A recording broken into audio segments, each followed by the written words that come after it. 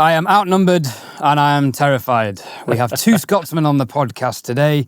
Welcome back to the WorkingAudioTools podcast, the home of all things mixing and a little bit of production we dabble in as well. Today's guest is Liam McCluskey, who I believe is from Glasgow, and him and Paul have already established to me why they're friends, which we talked about off air, which was may have been to do with travelling first class on trains.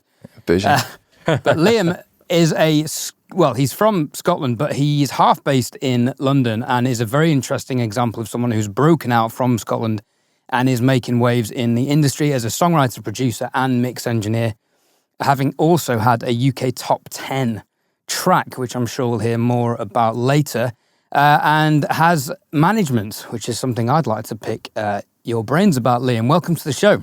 Thank you very much for having me. Okay, so I want to get straight into your journey, Liam. Tell everybody kind of how it all started out for you and kind of how you've managed to get where you are now. I've had a bit of a kind of crazy, like I didn't really know what I wanted to do. Like, I played in bands for years, did the usual Scottish thing, playing tuts, playing every venue, playing everywhere. I was just really lucky. The group of people that I was kind of in that time were just people that were just so driven and just wanted to be in music and have movement. A little bit of a sort of like scene of people. I didn't know where I wanted to go. Didn't know if I wanted to be in production. Didn't know if I wanted to be in management. I was at university. I was just trying everything out.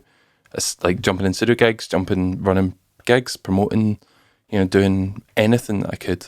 Me and my brother were a bit of a kind of Ayrshire lads trying our hardest to just break into something. We just kept going and kept going and kept going until eventually we found out a thing we just loved. And he loved live music and went at live music, and I just fell in love with being in the studio, like engineering, and just went full tism and just, threw myself fully into it, committed to it all. Like, I've always had an obsession with recording, but it wasn't until like I'd kind of seen how music works and then was like, no, this is where I want to be. Like, I don't want to be anywhere else. I just was very lucky. Like, I went to the amazing UWS in Ayr, and they just, they gave me places to go and, make loads of mistakes. I was in every single day, like in studios, falling in love more and more and more, having like, good people around me to push. And I was very lucky, like while I was at university, to get like my first like studio job and start working in studios and like learning from a bunch of people, and kind of got picked up by a guy called Brendan Moon, who like Brendan's like, I love Brendan to bits, and I started working for Brendan and worked for Brendan for 7-8 years, working in a studio in Glasgow called Moss Code. So I worked with Brendan there. We had such a great time. I learned so much. I got to work with some amazing people and some amazing artists, and I just never left. I was just there every single day, noon or night. I'd turn up at 8 a.m, leave at 2 a.m, drive back, sleep, come back. I was obsessed. Through like doing loads of sessions and being around and seeing music being created in front of me constantly, a lot of the kind of inner battles or the inner voices that said I couldn't do certain things like write or produce or these sorts of things just started to disappear and disappear and disappear until like I was lucky to learn from some amazing like producers and mixers and songwriters and just see them work. And at that point I just was like, this isn't unattainable. This isn't something that's impossible. Same as everything else, I just went full in on it. I just started travelling across Europe and the UK, just like doing sessions, learning, writing everywhere, like going to Stockholm, going to Bergen in Norway, being in London, and just kept on working and working and working and working, producing records, doing everything. And then, ended up here in this mad situation, which has just been the effort of fucking about and finding out, and then eventually find out what you love and just working every single moment of every single day to make it happen. Talk us through your top 10 song. How did that come about? So it was an album that I worked on for a band called Gun, Scottish rock band Gun. This is with Joe Lazarus on drums. With Joe Laz, yeah. I know Joe. Fucking great Joe's drummer. Great human being. I was really lucky with Gun. Gun were like my I don't think I owe everything in the world to Brendan and to Gunn. Like without any of them, I just don't think it would have been possible to do this. Like their belief in everything's just crazy. And I started working with Gunn like when I was in third year uni, and I worked on an album called Favourite Pleasures with Gunn very, very lately. I was assisting a guy called Cameron Garapool, a guy called Simon Blair, who are unbelievable, amazing, talented people. That was the drug, seeing them work and just seeing like the level and how fantastic it was. And then I kind of kept working with Gunn on 3 records. We did Favourite Pleasures, and then we did a 4. We did Reloaded, and then did Carlton Songs, and then did Hombres with Joe. And like every time I've worked with them, it's just been, and the fan response is unbelievable constantly. I believe that album went to number 5 in the UK album charts, and it just changed everything. Same with Carlton Songs as well. Like all those stuff, it just changed the game. Like it just gave me a calling card just to talk to people and actually work with people. And yeah, did you feel like you could leverage that and, drop that into conversation, or was it people were listening to it, looking at the credits and reaching out to you? I think at that point I was really into like that era of rock, like doing everyone that was in that world. Like I kind of fell into it. Like I was doing like Gun, I was doing King. There's no King at all. Like a similar size group to Gun, blues rock, and it was at like another like from relatively well, and then bands like FM. And I know FM. Like, yeah. Yes, we've had them on the podcast. Well, not had them on the podcast, but Ed has mixed the song for the podcast. I managed, it was a guy called Paul McManus, who's the drummer in Gun, who was just like the biggest believer. And he's got a big studio, hasn't he? Yes, that was the studio I worked at in Glasgow. Oh, right, okay. But it was him and a guy called Brendan Moon that ran it together. So I worked there for, like I was the main guy in there for probably 8 years. It's like every day. It became my problem. And I was working on them. I was working on this group called Heights, HYYTS, who are like art pop, synth pop, and they were signed to Warner at the time, a Scottish band. And I was kind of battling my two demons of amazing guitar tones and trying to program synthesizers, which was day and night. Do you know what I mean? So yeah, I'd be working on Gun records during the day, like tracking drums, doing all that sort of stuff, and then we'd be making pop records because I just love pop music. I'm obsessed with pop music. You're really driven, aren't you? Yeah, I do like 10/6 with Gun, and then we do like I set up my own studio in Glasgow at the same time. So I'd work in Morse code 10/6, and then would get an Uber from there over to like my studio in the West End of Glasgow, in this place called the Whiskey Bond that I've still got. I would do 6 until midnight, 6 until 2, just writing, like getting better at writing, and then we'd just crash there and then get an Uber back over at Morse code, and then we'd do 10/6 with Gun, and then same repeat, and then I'd enjoy my weekends with my amazing partner, and then we'd go back to, I think on that Gun record we spent like 6 months. It was ridiculous. It was an obsession. I kind of was doing the rock thing. I love rock music. I do a bits, but I love pop music. I just fucking love pop music. There's just something about it. So who would you say are like your biggest inspirations? Would you say like kind of Max Martin kind of? Oh mate, 100%. Yeah. There's 2 steadies in my life. One's obsession with Max Martin, the other one's an obsession with pizza. Like the two of them are my like. I did see that on your Instagram. It's a whole thing. It's like I've seen a whole that. thing. That's tism. That's tism level. That's mate.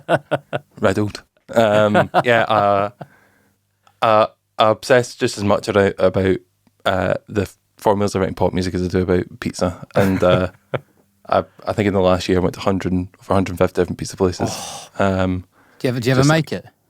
Oh yeah, I make pizza all the time. Yeah, it's a whole problem. Have you been to Naples? I've not been to Naples. It's on the list, but I've done like okay. Once you've done Naples, that's pizza, and I learned how to make pizza there, and you fry it. You fry? Oh yeah, 100%. In a fry pan, no oil. Yeah, amazing. Oh, wow. Anyway, we digress. Back to audio. Yeah, I mean this could be a pizza podcast, the pizza podcast. Yeah. The working pizza tools. The working pizza tools. I could go into hydration levels if you want. And of the yeast or like yeast? your, Oh, mate, your 100%, body like- before the salt intake? Yeah, right. Jesus Christ, this is like when I talk about Atmos and Ed's like, Paul, no, we're done. We're done. I'm just relishing this amazing pizza I had yesterday. Anyway, Honestly, it goes hand in hand. It's been such a great. The one thing I always say is like I don't take myself super seriously. Like I love having a laugh, and I just love being Scottish and not giving a single fuck. And I talk to everyone about pizza. Like every session I'm in, I talk about pizza, and it's been the one thing that everyone texts me about. Like I'll have a text every day from people being like, "Hey, such and such passed me a number. I'm in West London. Where's the best place to go? Like, do you have a hookup?" And every day, it's great. Oh man, you need It's a like- pizza Discord, man. You need like a pizza Discord. That's what you need. I think I do, but could I that think be called a Pizcord? it's called. Fucking Jesus Christ. I leave the banter to us, Ed, right? Fuck. Yeah, 100%. Jesus. I'm definitely outnumbered on this one. So moving on swiftly, I noticed on your website you have a manager. Yeah. And this concept intrigues me. What does your manager do for you? What work are they bringing in? Is it songwriting orientated or more mixing and production or a bit of everything? It's like I'm a big football fan. I love football, right? I like to see everything like, do you know tiki taka? Yeah. Pass and move, right? It's the goal is pass and move. Ed's. You don't sit. This is a Scottishism. No. This is like a I bet everyone Spanish, listening- more of a I bet it Spanish is. thing. It's a Spanish thing, yeah. And like you pass and move, right? You don't sit with the ball. You pass. Oh and you yeah, try the and reason score. everyone runs rings around England. Yeah, okay. 100%. You guys are Scottish, don't you? Even Yeah, start. we're terrible at football. Can It's call fine. rank on that one. Yeah. Yours. We're terrible at football. It's fine. We're taking our pride. But the way that my relationship has always been with managed, like I've had the manager since I was 17. And, Wow. Okay. Wow. I've kind of came through this always understanding working with managers and respecting managers and, you know, having a place for them. And the thing I've always learned is like, it's equal. Do you know what I mean? It's an equal amount of work that you both do. You know, I'd say my manager is as driven and as focused on the goals as I am. My manager's a guy called Lyle, who actually I went to uni with, and me and Lyle, he's been my manager for just about 2 years now. I was with Brendan for years and years and years, and I learned so much from Brett. Like, I learned so much. It was unbelievable. And it's about management, people skills, all that sort of stuff. Then went with Lyle. It's kind of like since that, we've just been 10x, and like every week, it's just been progression. But his vision and my vision just aligns, and you That's know, important. we both have like such a high bar that we want to get to, and like you know, financially and you know, cuts wise, and you know, just like general how we do business. And who's he connected with? Is he in with labels, A&R, artists? I'd say that my manager doesn't really bring me any work in the nice way possible. Like, it's not what a manager's there for. I think that's a common misconception. That's is everyone thinks interesting. that managers. That's really interesting. Yeah, bring please them work. elaborate on that because I definitely have this misconceived. Yeah. I think they do in the beginning. 100% do. Right. See, when you're like you've got nothing, a manager will bring, you know, maybe some of the other clients or people that they know that they're able to just like start making things. But as soon as balls and like as soon as it's going, it's going. Do you know what I mean? Like we generate leads like any other business. Do you know what I mean? Like it's a lead driven business. You know, I create leads from writing sessions, and we generate those writing sessions leads into financial. You know, like that's our lead formula as such. It's the best way of getting clients is just to give them skin in the game. And when that writing side starts to take off is really when like and the production start to come out is kind of like your manager doesn't really need to go out and like fight people to get you work. Are they I think then at the literally beginning- managing your time and, Yeah. you know, right, you're on this session today. Yeah, Okay. it's like So it takes over then as kind of day-to-day directives. yeah, he's like just like any other business. Do you know what I mean, like me and him are both working equally as hard to make sure that everything gets delivered. Everything, the relationship with the clients are like healthy and like not messy. Make sure that everything is like clean and the deals are good and like everyone gets what they want. And like if someone is needing something, he'll make sure that I've got the right schedule. I think previous when I worked with managers, it was always like, oh, the manager goes out and gets work and like that's how. But then when I realised that like the real route to work is me generating leads and then giving him leads to take. That's all been the most effective, where like someone will reach out, say they want to work together. I'm very lucky that I've got a publisher who's the best publisher in the game, in my opinion. And me and Lyle and me and April, who is my publisher, we all start working together in the same team at the same time, like as a unit, working together. And I've been very handy that April deals with a lot of the writing side of things and making sure that the writing sessions are set up, that people know where they're going, finding new people to work with and taking meetings on my behalf. And then I'm like the middle bit, the bit that makes the music, like does the thing. And then our manager comes in and like makes sure it's not messy, make sure that everyone's getting what they want, making sure that like the song is protected and it's not a waste of time, making sure that everyone knows that asset was there. It's not always been like that. Fuck no. You can kind of only do it when like the artist has got a team as well. But if you're dealing with, version 4 of the contract, the production contract, I don't have the time. Yeah, I can use ChatGPT, like, of course, but like, I mean, that's literally the only way of doing it. It takes away so much from like actually making the product and making 100%. music, and that's really what they're there for. Like, I would say for people who are like looking for management, it's just about managing your own expectations first. That's and a then, great point, yeah. Being able to work with people, because if you go in hot with someone and you're like, I need money, I need work, I need this, I need that, the reality is like, if you really wanted that fucking hard, you'll make the work and like you'll put it together. You'll find in different ways of creating leads, and the reality is like a manager can only really come on when they're going to make money. Do you know what I mean? That's like a good point, yeah, totally. It's like, the reality is like, if Lyle comes and works on stuff for me, he knows he's making money. But it's like, if there's a producer who, he is having to spend a year developing, like, is that time worth it for him? Like, but he's not making deals. It's just like, it's not like an artist where like you have to develop it, you have to work on it. This might be one of the most valuable segments of any podcast we've done. I was thinking that. Because you have literally turned my perception of that on its head. Slay. And I've been looking at this all wrong. So this is honestly, like, I can only say that I've been really lucky to learn from great managers. I believe everything that I've done, and whether it's writing, production, whatever, I've learned fuck all in the studio. I've learned everything from working with amazing people like Brendan, like Lyle. Yeah. And that for me is infinitely more important than what the attack and release is in 1176.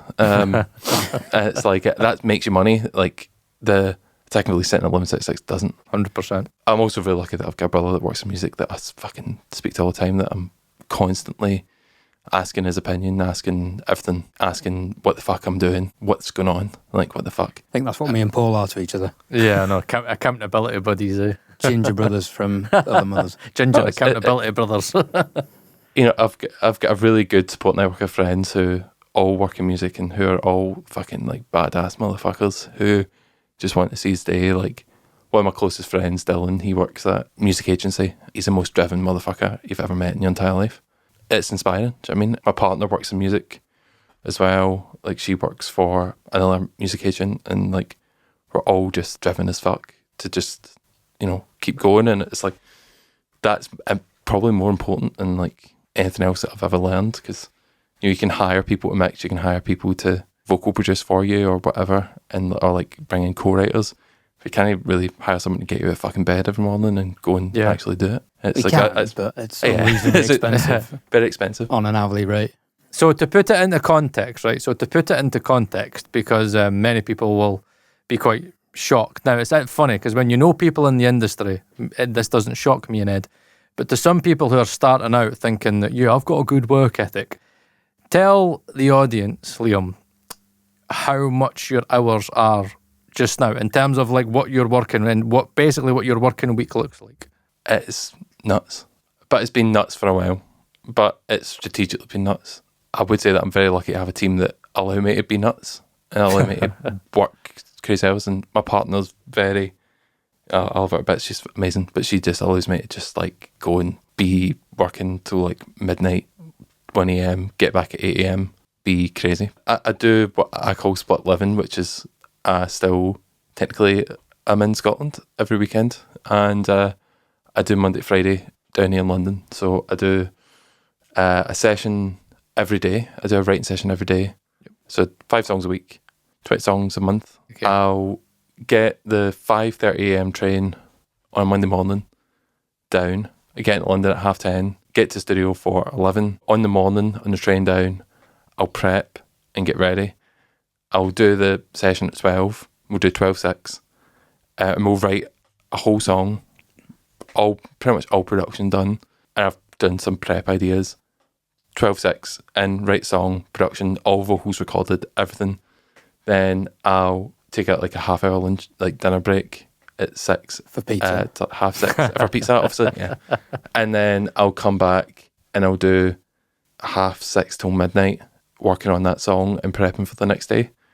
And then I jolly along the road, sleep, come back here at 9 a.m, 10 a.m. the next day and do it all again, finish, do a little bit of the production for the day before, send off the first version of the prod for that song, get in, prep, get in for the next session, 12/6, another song. Do that 5 days a week, some days 7 days a week. And then some days it'll be evenings to finish stuff, like other productions, other mixes, everything else. And then it comes to Friday and I'll either get the train back up Scotland at 7:30. So I get the 7:30 train back up, I get into Glasgow for like 1 a.m. I'll work on the train, mixes, whatever. And then some days I'll do sessions Saturday, Sunday in Glasgow because I've got studios down in Glasgow. And then get train back down on Monday and do it all again. And keep doing that until I fucking die. That's what I said, until you burn out. How old are you, Liam? I'm 28. 28. Yeah. Oh. Now, I've been doing this schedule for 2 years. I was that driven when I was 28. Tails off as you get towards 40. Yeah. And if you have therapy and realise what used to drive you, for me, it was very negative things drove me to impossible amounts of distractions. And as I came to terms with that, I very much eased off the gas. Yeah. I could talk about that for a whole episode, but I won't. But I need to find that drive again, I think. The one thing I would say is I've got really good mental health. Like, I mean, I'd say I've pretty strong mental health. And there's one book that I think everyone should read, and it's called The Chimp Paradox by Dr. Steve Peters. It's the greatest book of all time. It's game-changing. And both me and my manager, it's our favourite book. We bonded over the fact it's our favourite book. Everyone I recommend, it becomes our favourite book.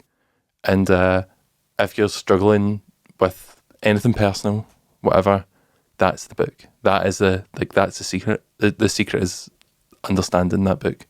And if you can understand that book, you're fucking absolutely unstoppable. Ed will read it, like, I guarantee, like, that's the way Ed is. I tried reading it about 6 years ago. I had this feeling you would have tried it. I didn't get into it. And I can't remember why now. I will give it another go. It's amazing. It's like, if you're not super into that, I can also recommend Phil Stutz, The Tools by Phil Stutz. It's amazing. There's a Netflix documentary about him.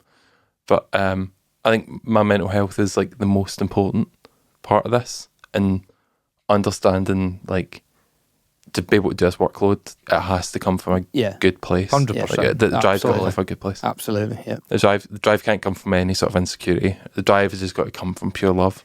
Yeah. And just like loving what you do. It's such a terrible business for that because you constantly get knocked down every single day. Every day is like, it's a battle to stay up. Imagine. The quote is, calm seas don't make good sailors. You know, you've got to weather the storms. Yeah. But yeah, I do that every week, and so I do 5 songs a week, sometimes 7 songs a week. It's a numbers game. It's like, you know, you've got to be creative on demand. And are you working with artists who are signed or trying to get signed, or is this purely for publishing or sync library music? I kind of have I have rules, but like they're not like crazy. But I have rules on like the type of sessions I do, type of sessions I don't do. If there's no direct route for sync, it's really difficult. Sync or pitch, like it's just there's no real point. It's a waste of everyone's time. I try and work directly with artists because it's the way I stay the most creative.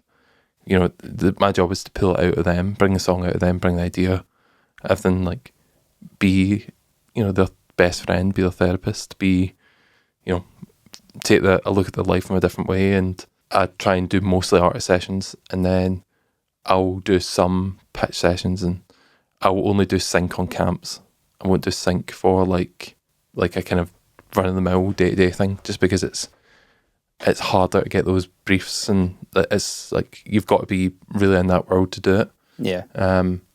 I try and stay at the pop girlies. I'm down bad for pop girlies. I love. Yeah, you're I love very pop busy. girly. If you go through Liam's Instagram, you'll just see like pop girly, pop girly, pop girly, girly, pop man. girly. It's like bang, bang, bang, bang, bang. It's But I mad. suppose that's, again, if you think about the industry, I mean, that is a huge part of the industry, and there's so many It's- young females trying to break it in. So a question I had for you was, knowing that the way the industry is and the way TikTok is and the way social media is, but especially if you think about the TikTok world that we're in just now, how hard is it to try and be creative still, but knowing that you still kind of need to try and hit a certain type of vibe or a certain type of niche, or you still need to appeal in a certain sort of way? Is that always kind of in the back of your mind where you're like, yeah, mate, I want to be unique, but still I've got to try and kind of not pigeonhole, but kind of still meet kind of trends and stuff? I think that's my thing in the room, is being that person that does Right. that. I love that. Like, that's my thing. Like, my goal is to make things simple and to simplify. Again, in melodic math and really detailed syllable work and multisyllabic rhymes, and I'm really detailed on that stuff. That's Right, stuff okay. that I like. Yeah. I love, and following understanding what a certain genre needs from certain melody shapes or from melodic math or that sort of stuff. And I'll mostly do melody and math and mechanics, and I really allow the artist to be the artist and to be creative and do their thing on it. Can you define what melodic maths is? So melodic maths is a kind of pop music songwriting formula sort of thing, but it's not super kind of like a formula. Max Martin kind of style where they do a lot of Max that. Martin thing. Is this what Adam Levine talks about? Yeah, I'm sure. Adam Levine's a Max Martin guy as well. For me, it's it's just about managing syllables and managing what notes are getting used in certain parts of the song, and trying to make sure that you're not overusing certain. Let's say, for example, the chorus is long sustained note, and then it's eighth notes for the hook, and the hook's all eighth notes. I can go into this whole thing, but you always try to just manage to make sure it's not repetitive. Let's say we're in the key of, I don't know, C, right? If our tag in the chorus, our big thing is a resolve to C, you won't resolve to C anywhere else in the song. Oh, So right. Okay. Yeah. and I that get means that. when we get to that resolve, Totally. it goes home, it sells the song. I'll try and I try and do that sort of stuff in the room. And That's got me fascinated between where songwriting talent meets this kind of intellectual theory side of things. it's for me, it's you don't create with it, you edit with it. That's So a good point. you have to. Yeah, You totally. I don't, get you don't that. start with it. It's 100%. so if we're in the room and we find something that we really love, but we get stuck, it's just having that toolbox there. It'd be okay, cool. Well, I know that this is the theory on it, so I know that we're using that C all the time, and it's draining on us. So by the time we get that chord, it doesn't mean I know anything. exactly what you mean. We've heard that note so much. It's the same as if you've in the studio world, if you've recorded everything in an album in the same guitar, by the third song you've heard it. Do you know what I mean? Just shaking it up a little bit. For me, the big thing is understanding what an artist has done before. If their last three singles have got long notes in the chorus, I don't want to do that. Do you know what I mean? Because it's they've got that. I'll try to identify those points in their songs or in songs we're working on and be I will that. You've already got that, so why don't we try and do something that's different? And then you get more creativity from some level of mechanic. It's the same as in the engineering world. It's K minus 14 or whatever. You have to have some level of standard. Do you know what I mean? Some level of mechanic that tells you you're doing something right. But you can still be creative even though everything's gain stage to the same thing. Do you know what I mean? It's you can kind of have a bit of fun breaking the rules, but as long as you understand some of the rules. But I like to work with people who don't get it and don't understand it. So they bring this obscurity, and I'll try and just like manage that sounds that like obscurity. a fascinating fusion. It does. It's good fun. Because I write stuff, and I've started recently working with a couple of other people on it. I've tried a few other people, hasn't worked, but I found 2 people I seem to work quite well with. And run with them, just like ride or die them, just like There's a few things I want to do with both of them, but this is just so I basically write what comes out, and then we kind of edit as we go. Yeah, but I don't think we're thinking on that level. One guy's thinking in terms of sync and development, and the other guy's thinking in terms of musical and chordal development. And I'm excited what's gonna happen. DistroKid sponsors the Working Audio Tools podcast, and 30% off your first year subscription can be found in the podcast show notes and the YouTube video description. Hyperfollow is the easiest way to place all of your content in one single place, making finding all of your content super easy for your audience. Upload artwork for your release, edit the information, and apply links to all of the streaming platforms your music is going to be available, which of course on DistroKid is potentially all of them that exist now and even in the future. Add social media buttons so your audience can find you and your latest music video. Creating a beautiful landing page with a preview of your music is easy with Hyperfollow. Hyperfollow links can be created for all of your releases, and it enables you to create pre-save links for your audience to pre-order your music before it's released. This link is shareable on all of your platforms and a great way to promote your next release, only with DistroKid.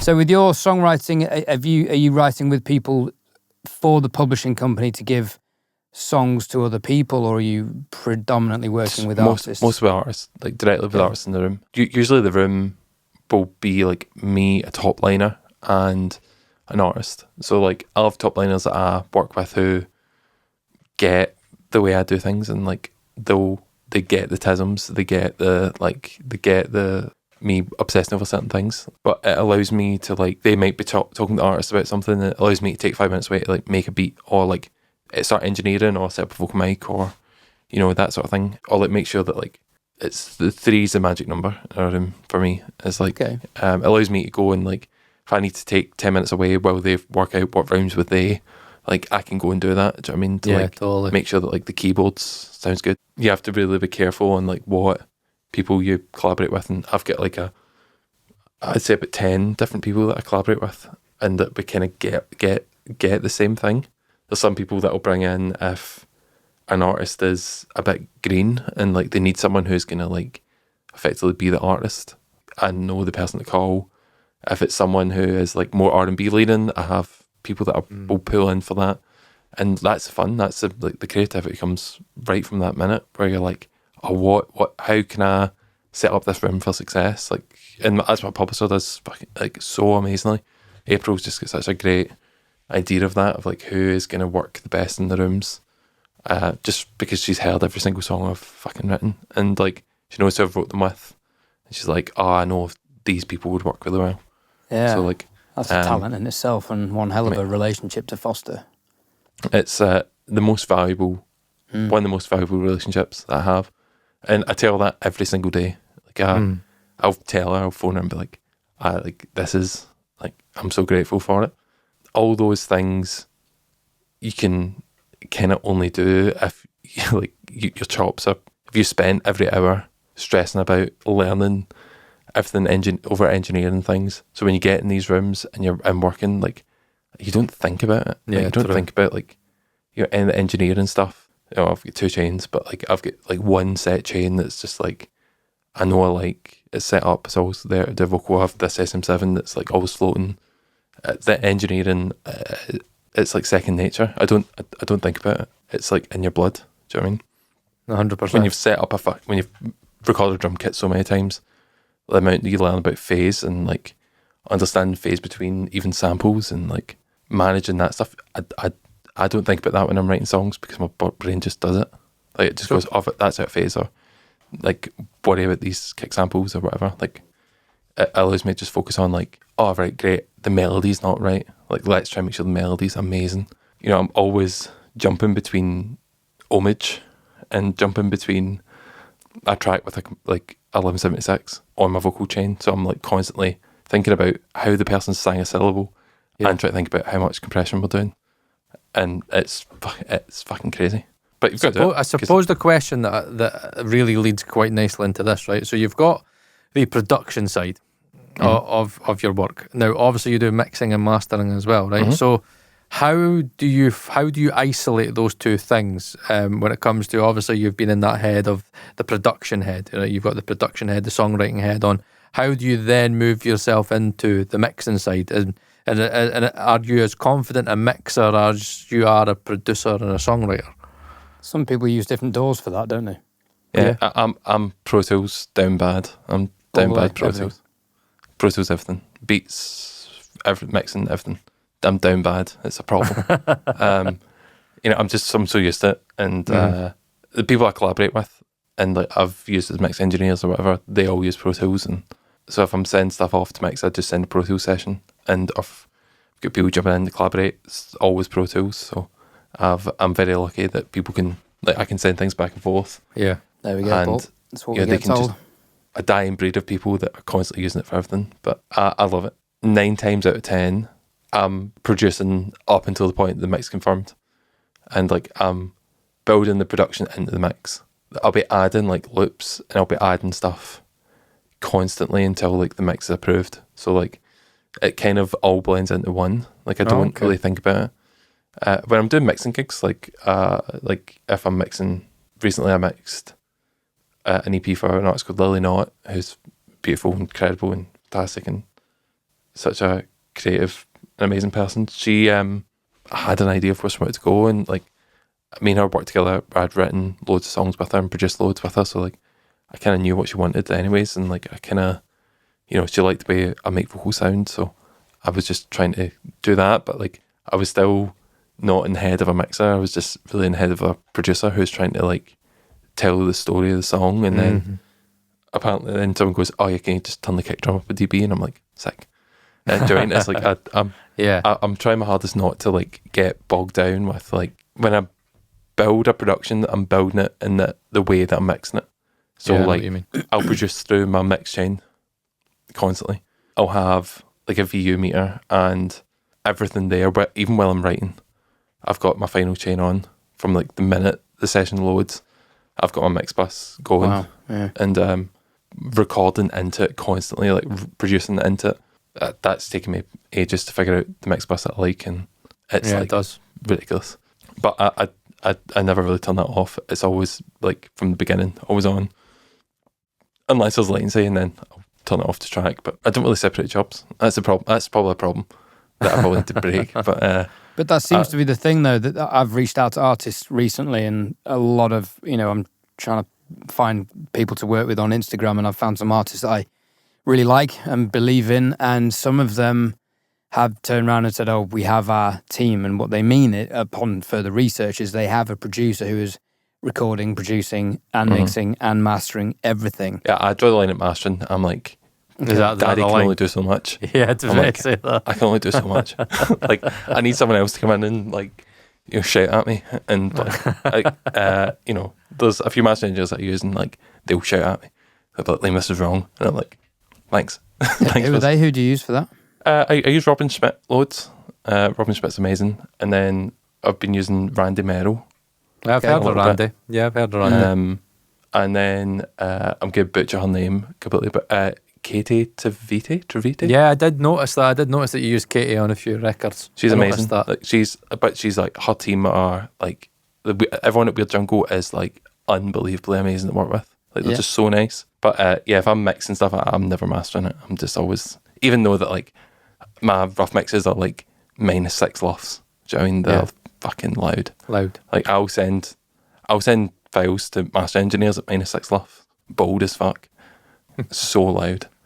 It's ridiculous. So basically mastered, and you're aiming for a transfer, effectively. Mate, 100%. I'm just looking for them to shout at me, if I'm being honest. But no, it's just I love Serban. Serban again is my hero. Like from mixing, like Serban's just like the guy. And but again, that Max Martin tie-in as well, is it? Because again, Serban's Max. It's all there. It's all there. Yeah, it is. It's all connected. It's like so there's a guy called John Haynes. I'm sure you've heard of John Haynes and stuff. the gear space. I know, sorry. the big chain Big that chain he's is got on there, the big ridiculous. thread. It's like, fuck it. Big thread. But they're saying like they're sending mixes out to master engineers at -6 LUFS. Oh, I mean, the time. bold. They're sending it with limiters on it, and I'm like, fuck it. If 7 Guinness does it, fucking hell, I'm going to start doing it. And people sometimes get annoyed, but I always send them an unlim as well, like one without a limiter. And Oh, do you really? yeah, We don't. I send Like them we had Manny Markin's assistant on Yeah. the podcast, and he was just, we had a whole kind of 6, maybe 10-minute discussion about why you should be sending the mixes limited, because again we have to get that simmed loud 100%. for the artist, because if the artist ref is like fucking -8 LUFS, then again we're going to have to deliver it Louder. at -7, -6 or whatever, you know what I mean? Yeah. Again, I mean, Nicholas De Lorenzo last week, he was talking about, what was it, Ed? Was it -4? 4.5, you had. Yeah, I've seen- -4.5 he got sent, and you're like, okay. I've seen Oh, it. It's like, and I mean, I've never Oh, done no, it unless that was the artist. reference track that they wanted their track to sound like, I think was I think -4. some of the Ava Max stuff that like, there's a song called like "Maybe You're the Problem" by Ava Max that loads of people reference, and like you download that WAV and like you look at it and it's like It's just -4 sausage. LUFS, and I'm like, At what that's point are we ridiculous. hitting 0 and that's the norm? yeah. Well, I mean, I don't know if you've seen about the new Chris Geringer loudness thing by Make Believe, and it's just like Yeah. loud. I I can gathered go to it. like -2 LUFS. It's ridiculous. But I don't go that hot. I'm like, I'll go to like -7 LUFS, but I'll mix to -7 LUFS. Like mix, like it's part of the gain staging. That it's like it's got to hit. Like I have my VU meter set at -3 dBFS, and like I'm mixing to it goes to -6 dBFS on the VU, like with a VU meter. But it is it's spicy. It's very hot. I'm just saying it, but no one's like people complain, and I just send them the unlimited version, and they're fine.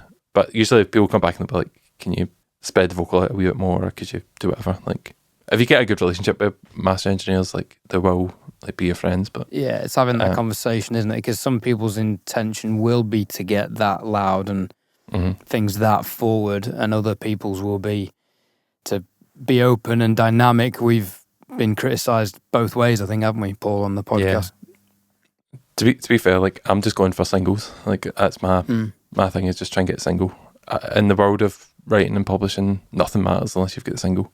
Have it loud, have it rocking, make sure that like it is the punchiest fucking record ever, and so they convinces them to make it a single. And like I've got like OTT in my bus and everything. Like it's ridiculous. The reality is like for me when I do mixing gigs, usually it's someone who I've already got a relationship writing with, or I've got a relationship doing sessions with them. I tend to not do mixing gigs if I don't know the artist, just purely because like it's a relationship builder. Mixing gigs on some stuff, and like it's usually because they're a good client and they like things that I do.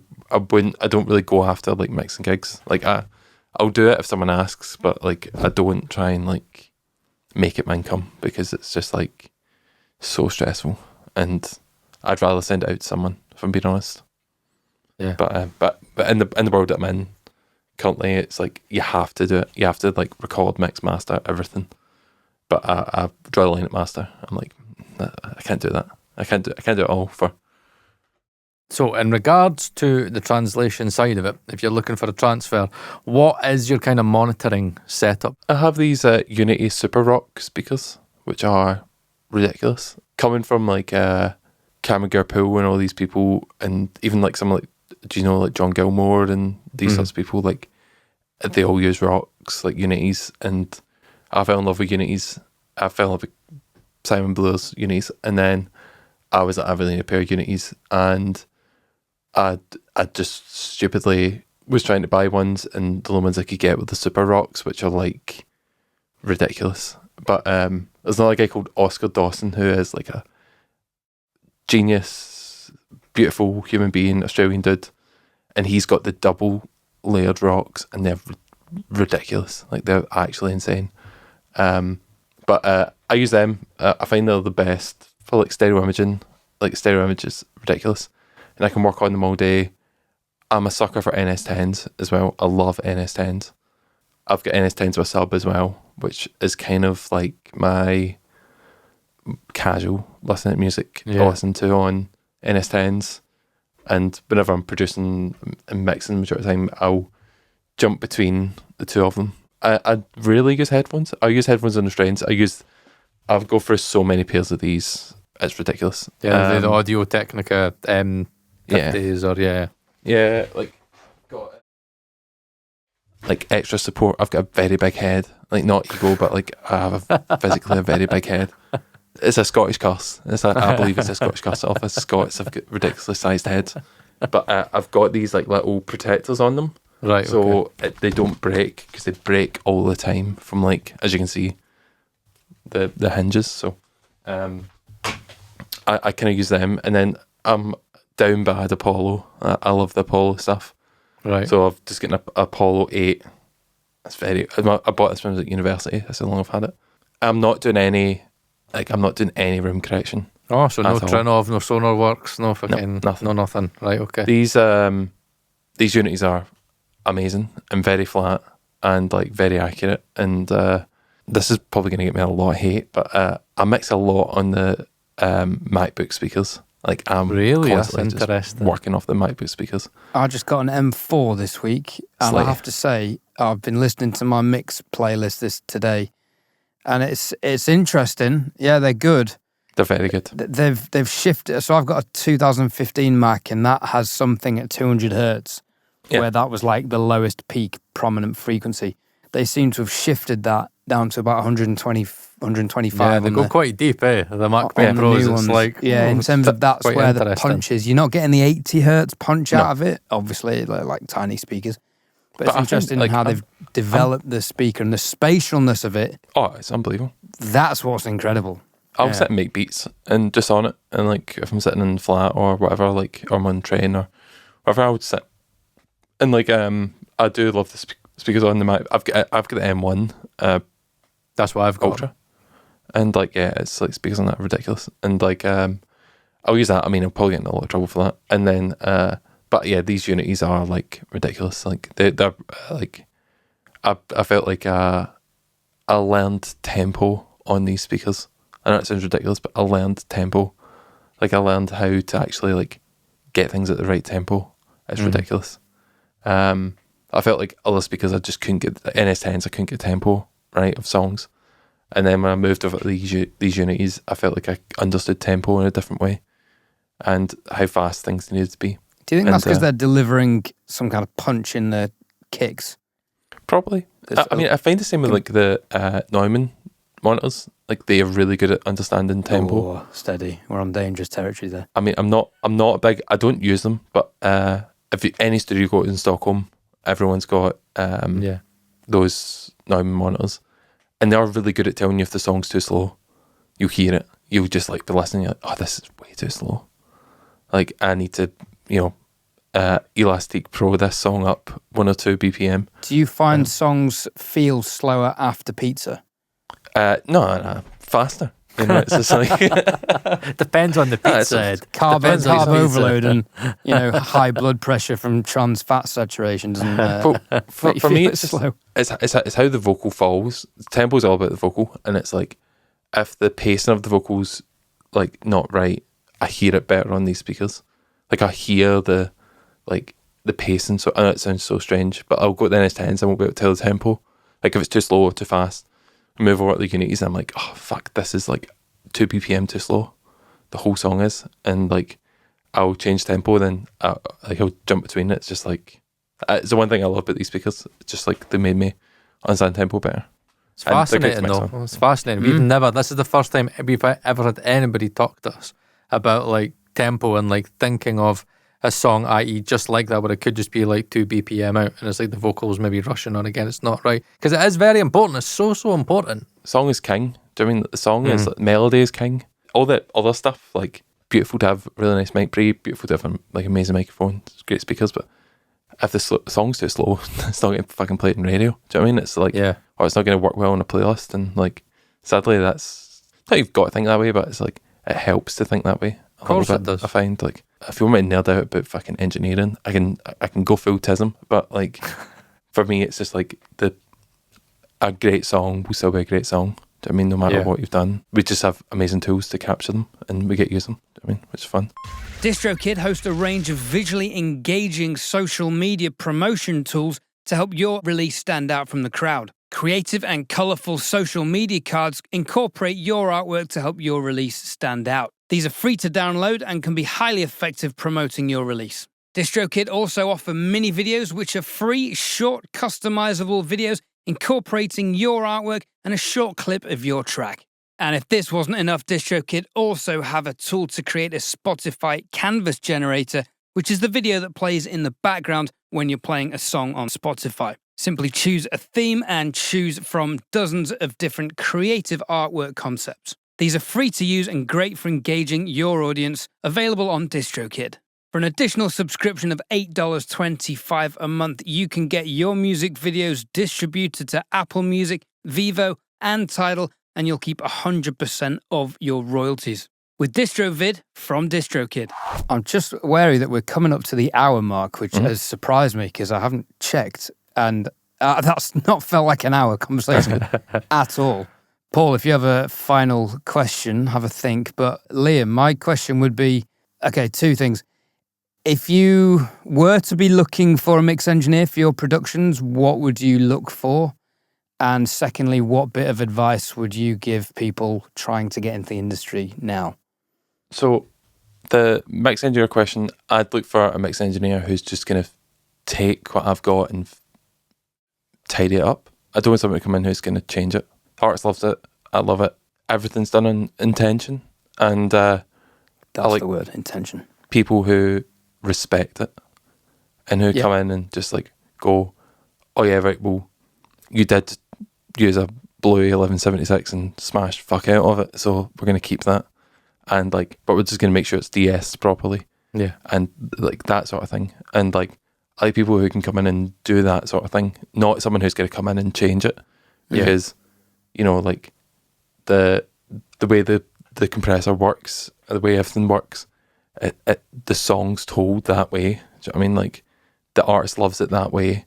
I go back and, like, if I do get an external mixer who is a bit heavy-handed that the artist wanted to use, you know, sometimes I could send like 70 notes. Do you know what I mean? It's just like, it's ridiculous. Like, I'll be like, this is wrong, that's wrong, you need to fix this, move that, like, bring this back in, re-import this, because it's like stuff that's like really important. Like, if there's like a pad that I've put in where it's like, it's got like, for example, like if it's like a country song and I've put like a moving pad on it, it's there to like help the vocal move. It's not there just for like, oh, I want to add something else. It's like, it's there for a reason. Yeah. And sometimes I'll get mixers who mute stuff and I'm like, no, like that sells the song. Like that, you know, like there's a mix I'm going back and forth on, and in the second half of the second verse I brought in another hi-hat, but it's because the pace of the vocal changes and it loses pace without that hi-hat, but the mixer muted it. I was like, mix is great, but like you need to bring that hi-hat back. Like that for me is like what I look for in the mixer, is someone who is going to come in and just respect the vision. You know what I mean? It's already there. Yeah. And like if the artist hates it and the artist hates the mix that I've done or the rough mix, or it shouldn't go through to go to them, right? So if it's went through everyone's checks as such to say, yeah, we're cutting this song, from me literally starting it with them all the way through, if it's arriving at their door to mix, it's arriving there because everyone likes it, not because everyone hates it. Totally. Do you know what I mean? So it's just like, it's a people thing. Do you know what I mean? If it was advice on people want to do this, don't do it. You've got to be fucking unbelievably stupid. Every day is a car crash. Every day is a new lesson. Every day is harder than the last day. Your bank account goes down every day. I like to see myself as a volunteer gambler. Like, I volunteer every day to go to the casino and bet everything and ruin my life. And but if you're that crazy, fucking do it. Do you know what I mean? Like, fucking turn up, do it. Go full pelt on it. Don't do it because, like, you love the idea of being a fucking millionaire. Do it because, like, you're so obsessed with the details and you get lost in it. Like you'll just fall down the path of it. And eventually someone will say, this is good. And by the point someone says something's good, I'm on to the next song. I don't care. Like, I'm like, that song's away. Like, it's out. I'm done. I'm on the next song. And that focus is like not getting caught up. If something does well, not living on it. If you're crazy enough to do this, fucking do it. Don't get in this to party. Don't get in this to like enjoy the party, get into live music. Yeah, exactly. One more quick question, sorry. Rick Beato did an amazing video recently on CBS News about AI, and he created an AI artist in 2.5 minutes with a complete song that was actually very good and quite well produced and mixed. What are your thoughts on that? And how's the future going to merge with AI? I've been using AI for ages. Okay. Like, I'm on it. Do you know what I mean? Like, doing what? I mean, are you getting it to produce? No, I'm not getting it produced. One question was, are these people using AI to produce tracks to improve what they've done or for ideas? I'll make your workflow quicker. I think I use it in terms of like the way AI is a very broad term now. We almost need to start pigeonholing it into. Yeah, we do. I agree. Like I agree. I've tried things like Curve and I've tried things like Ozone stuff, but I don't really use it just because it's there's too much movement. I'm someone who likes when I'm using a compressor, I'm using EQ. There's like it's controlled, right? Where I feel like with like Curve and with Ozone stabilizer and all that sort of stuff, or Ghoul Floss, I feel like it's really like chaotic constantly, and like you make a small move and it's like it's a fight and a losing battle. So I don't use it in mixing. I use it in like rhymes and writing songs and that sort of stuff where it's like I need something that rhymes with this, or what's the syllable count on this, and I'll use AI for planning and like just being generally good at what I do, like being better at what I do and improve. I've tried Suno, I've tried like all that sort of stuff. Sometimes it's good. Sometimes if I'm wanting something for pitch, like I'll use it. I use AI harmonies like fuck. Like I'm using AI harmonies like fuck. Like Audemy. I'm using Audemy like every day because it's better than Melodic and harmonies in. I'll just like get it to like if I want a minor third, if I'm wanting like a fifth, I want a root drone, I use it for that. I'm not really using it to replace what I do, but like it's one of those things where like I've kind of been lucky that I've kind of grown with. Yeah, I know exactly what you mean. AI. I got on it really early. There's a guy called Jamie Gilmore who is the realest guy in the world and the nicest person, one of the nicest human beings you're ever going to meet in your entire life. I know James Gilmore. Jamie Gilmore. He runs a company called Writesbridge and Emu Bands. Oh, no, not the same person. But he's like the best human being. And then like I met Jamie when I was 13 years old. And he was the first person in music I ever met. And my studio in Glasgow is in a building called Whiskey Bond because we're next door to Jamie's office. And Jamie's like my mentor, my hero, everything. And I love him to bits. And he told me about ChatGPT like the day it got unveiled. And he came through and chatted with Thorne and he was like, you need to get on this. Like, this is the future. And I was like, aye, right, fucking no one's going to use it. It's just fucking Google. And I've used it since then, so it's like trained on stuff that I like and the way I like doing things. So, yeah, I've got it trained on certain things. Yeah, so it's like it knows when I say like I need it and this, it's like, oh yeah, like this and like that, and it knows. So like it's handy for that, but like I don't if it was go down tomorrow, it wouldn't change the way I write songs. I still write songs the same way.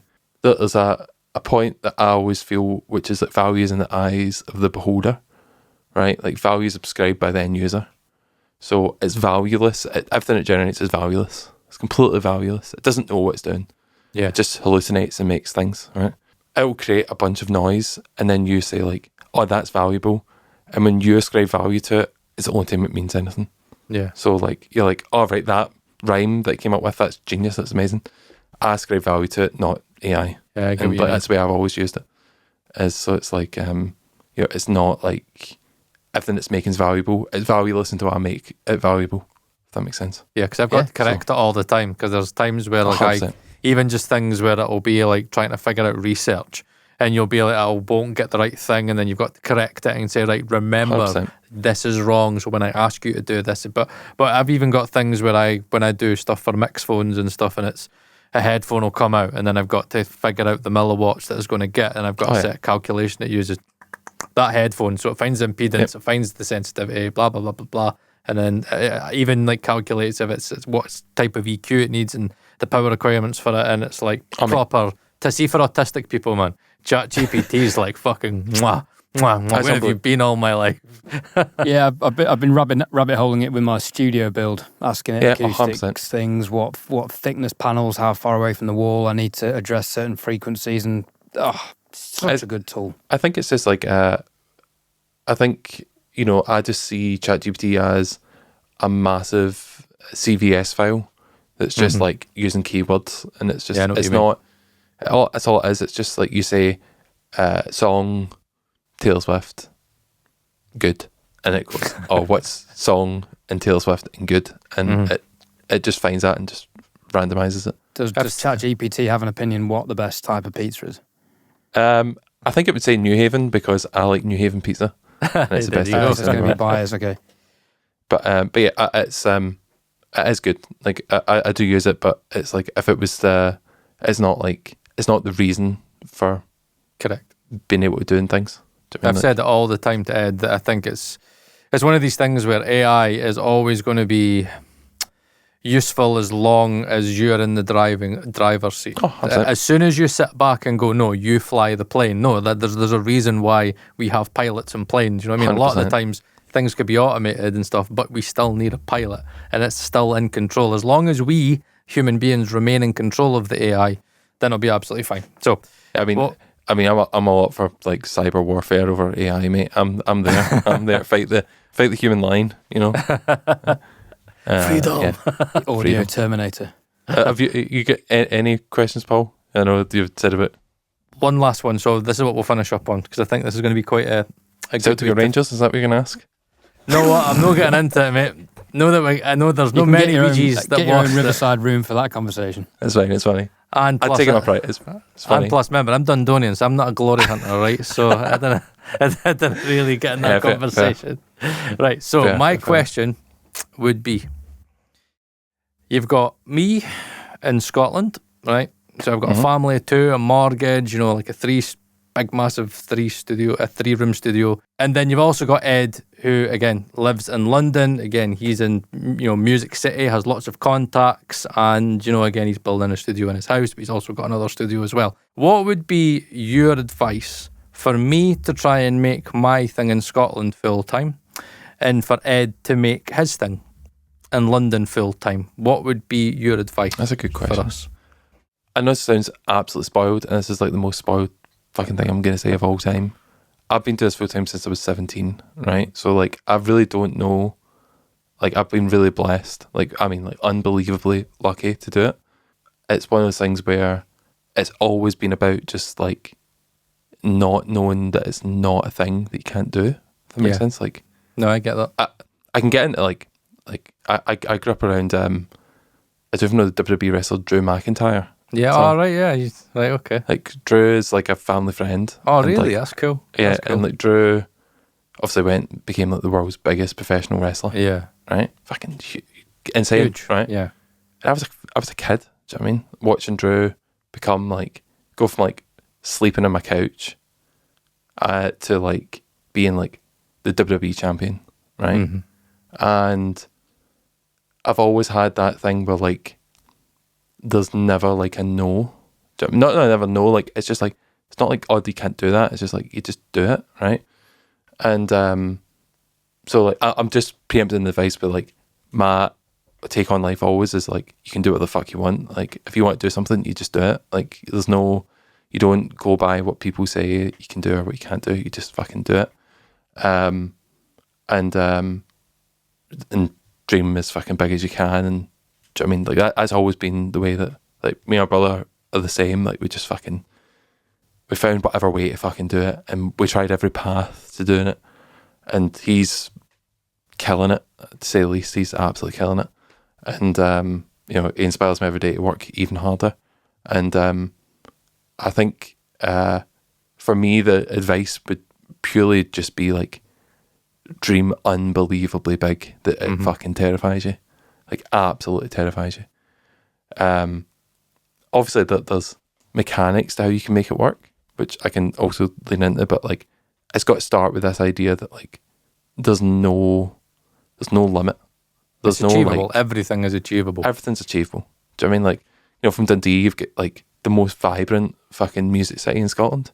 Do you know what I mean? Like, it's unbelievable. Do you know what I mean? Like, it's insane. Like, from like Danny Wilson to like The View to like Ben Walker, like, Ricky Ross, for example. Ricky Ross. Everything is, you know, I grew up in like, I grew up in a village in Ayrshire called Drungan, which is like fucking like less than 2,000 people. Do you know what I mean? But like, you just have to keep fucking, like, you've got to dream so big that it fucking is scary, right? So that's the first thing, right? The second thing is about like, so when you have this idea of like not being able to fail and feeling like you can, you know, not have an ego about it, but like have this feeling of like, oh, well, like nothing can, like no one's gonna stop me, like no one's gonna tell me I can't do this. I'm just gonna keep going until someone says, oh, you're doing this, right? For me, it would be like, don't worry about the money of it. Worry about like the music of it to begin with, right? So like, when I was doing rock for years, and I really wanted to be in pop. That's really all I wanted to do was pop music. But no one believed that I could do pop. Everyone was like, no, you're the rock guy. You make Scottish rock records. Like, you're a Scottish guy that does rock. That's what you do. And I was like, nah, I love pop music. Everyone was like, nah, you just do rock and just keep doing that. And I went to Bergen in Norway, and I just pushed myself to like my complete limit and went there and worked in pop music, learned about pop music. I just went beyond where I thought I could go, right? And then brought it back. So like, for me, it was just like, I didn't let my location stop. Define you. So like, yeah. So like, I went to Bergen, I went to Stockholm, you know, came to London and worked. I didn't go like, oh, I'm from London, or I'm from Glasgow, or I'm from wherever. Like, I just went wherever there was opportunity. And because I know that eventually I can bring it back to Glasgow. Like, I know I can eventually pull it back home. But you kind of need to have this, like, you know, floating thing where like you can be anywhere. If someone's like, I need you in LA for, you know, a month, being able to go and do it. I know that's obviously in like the fucking wildest dreams thing, right? But on a like a small scale, it's like, if someone's, you know, like wanting to work in music, you just don't put barriers up to making it, is all I'm trying to say. Like, don't make it like, oh, well, like, you know, I need X amount of day rate and I need this and I need that. You just make it work. You just go like, I'm gonna, you know, if you're really that desperate, you're gonna like figure out a solution, if that makes sense. You're gonna like, you know, you'll record, like in Dundee, like for example, like there's amazing artists like Katie Nichol and like Ben Walker, and there's like Guy Clatic in Dundee, and there's a amount of people killing it up in Dundee, and like you just be like, all right, well, I'm just gonna go and work with them, and then keep going working with them until it goes up to the next level, and just taking it levels at a time. But I'm always just someone who's like a bit of a kind of like, think about building civilizations on the moon, and and then scale back from there. Do you know what I mean? Like go for like the biggest fucking thing you can do, and like without worry about failure. And you know, for me, it was kind of like, I don't know. I don't know if that's answering the question, but no, it is. It's just like 100%. And you know what? Paul and I need to listen back to this episode, which we will do when Paul mixes the audio and I edit the video, because this, I feel, has just been the pep talk that we've needed. That's come at such a poignant time for both of us. So yeah, fascinating stuff. Thank you so much for coming on and sharing your invaluable insights. No problem, Shaggers. It's good fun. You know? Yes. Just don't take anything too serious. Do you know what I mean? Like, enjoy yourself. Yeah. Like, totally. You know, we're all dust. Do you know what I mean? Like, in the nicest way possible. Do you know what I mean? And I think at the end of the day, Liam, honestly, I think that one of the main reasons I wanted you on this podcast was because to me, you are a modern day inspiration, in my opinion. And I really do think that many people watching this will listen to this and really understand what you're saying in regards to, look, you came from a small village in Scotland, and again, you've dreamt big, but you've managed to put in the work, the dedication that we all talk about and all our industry mentors talk to us about. It's all about dedication, it's all about hard work, and then doing it all again, making mistakes, being humble, and every time you fall down, you get back up again, you dust yourself off, and it's just, rinse. See the amount of mistakes I make? It's ridiculous. Like, you just got to keep making mistakes, and just John Cena, never give up. Do you know what I mean? Like, just always keep going. Well, say Drew McIntyre instead. Fuck John Cena. Drew. 100%. Yeah, Drew's got it. Right. Okay. But honestly, on Liam, that thank you. heavyweight bombshell. I don't know any wrestling puns. No, that's fine. Paul would walk out anyway. That has been an emotional and moving episode. So, Liam, thank you very much for your time. This has been the Working Audio Tools podcast, where we regularly interview audio professionals. Thank you for DistroKid for supporting us and making this, maintaining this being a reality. Hi, folks. I'm sorry to interrupt the video there, but we had some technical problems with the audio at the end of this video, so we couldn't round it off. And for those listening, that would have been a rather abrupt end, so I apologise. This was a particularly good episode for both of us, lots to take away. It's been emotional. Thank you for DistroKid. Thank you for following the podcast. Please give us a like, a share, and a review where possible. Follow us on Instagram, and all of our details are in the description below. Thanks again for listening. We do appreciate your support. It's been emotional.